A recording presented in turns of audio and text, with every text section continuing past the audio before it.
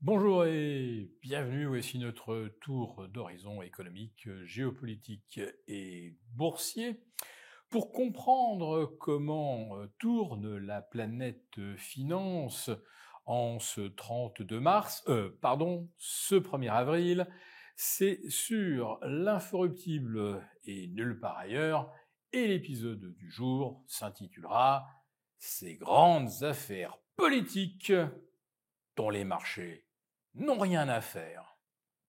Alors bien sûr, depuis lundi, 10 heures du matin, les médias sont en boucle sur la condamnation de la patronne d'un parti politique qui aurait détourné des millions d'euros sur une décennie. Alors, on ne va pas se plaindre que la justice fasse son travail et que des faits répréhensibles soient sanctionnés. Ça serait quand même assez rassurant si la justice s'attaquait à tous les détournements, et pas des détournements de quelques millions, mais les détournements de milliards, voire de dizaines de milliards, par des hauts personnages des commissions européennes.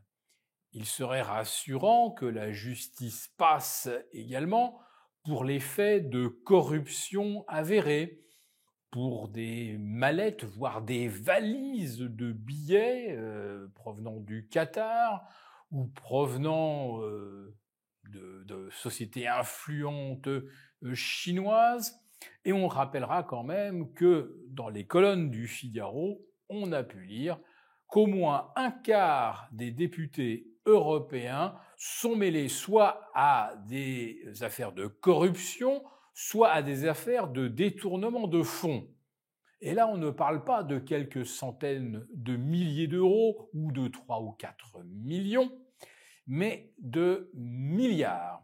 Et puis si l'on doit effectivement condamner quiconque détourne de l'argent public, en fait un mauvais usage ou un usage prohibé, alors là, si on commence à investiguer les 1200 agences d'État, commissions, hauts comités, ONG qui reçoivent des fonds publics officiellement, là on risque d'avoir des surprises. Certaines agences reçoivent des dizaines, voire des centaines de millions d'euros, dont on ne sait pas trop bien ce qu'ils deviennent, de l'argent confié également à des ONG, atterrissent dans des poches où manifestement elles n'auraient pas dû se situer. Et le contribuable qui finance cela n'est absolument pas averti de là où va son argent. Oui, on est le plus souvent, avec ces agences d'État, confronté à du détournement d'argent public. Alors, en ce qui concerne la patronne du RN, on ne lui reproche pas un enrichissement personnel. Dans beaucoup de nos agences d'État ou de nos ONG, il y a en plus enrichissement personnel. Autrement dit, si l'on veut vraiment que la justice passe, il va falloir construire des prisons. En tout cas, les marchés, eux, accueillent l'affaire Le Pen sans aucune émotion. Et on voit la réaction des marchés, qui entament le mois d'avril sur une hausse de 0,7 à 0,8%, et ça pourrait même être davantage d'ici la clôture. On voit bien qu'il n'y a pas de crainte de troubles à l'ordre public, de censure du gouvernement, alors que Madame Le Pen a, semble-t-il, quand même beaucoup aidé le gouvernement à ne pas être censuré, et Monsieur Ferrand, lui aussi inquiété pour des malversations financières et sauvé par la lenteur de la justice, puisqu'il a bénéficié d'un non-lieu pour prescription. Bref, Madame Le Pen a rendu pas mal de services. à commencer peut-être par celui d'être systématiquement battu à plat de couture par Emmanuel Macron, et aujourd'hui, eh bien, on l'a fait passer par la case prison. Eh bien, le marché ne pense même pas qu'il faille s'attendre à une riposte, à une censure du gouvernement, donc à de l'instabilité politique qui pourrait évidemment inquiéter les marchés. Non, les marchés aujourd'hui sont, eux, en boucle sur le jour, non pas de la prison, mais de la libération. Le 2 avril, M. Trump nous annoncera les tarifs, qui va écoper d'une hausse des tarifs douaniers. Alors ça va aller de 10 jusqu'à 20, voire 25%.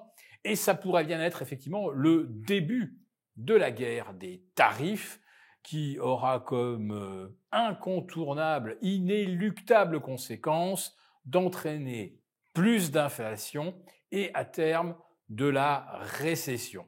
Eh bien, les marchés sont en train d'entamer leur correction. Alors, on a ce qu'on appelle une cassure-réintégration sur le DAX qui était repassé sous les 22 300 et qui repasse au-dessus des 22 400. N'est-ce pas reculer pour mieux sauter? Eh bien, regardez la trajectoire de l'or. Nouveau record à 3138 $. Manifestement, les initiés, eux, ils commencent à arbitrer. Nous avons conçu à votre attention un rapport spécial que vous obtiendrez gratuitement en cliquant dans le lien en description de cette vidéo.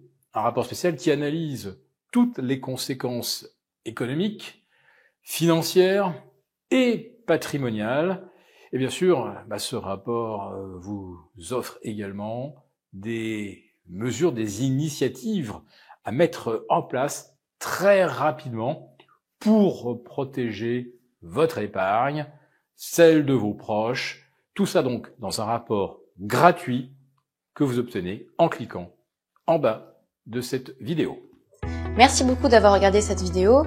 N'hésitez pas à réagir dans les commentaires ou à liker et partager cette vidéo si le contenu vous a plu. Et pour ne rater aucune de nos prochaines émissions, vous pouvez vous abonner à notre chaîne et activer les notifications. Et pour plus de contenu, n'oubliez pas que le dernier rapport rédigé par nos experts est accessible en cliquant sur le lien de description. On se retrouve tout de suite dans les commentaires et je vous dis à très bientôt pour une prochaine vidéo.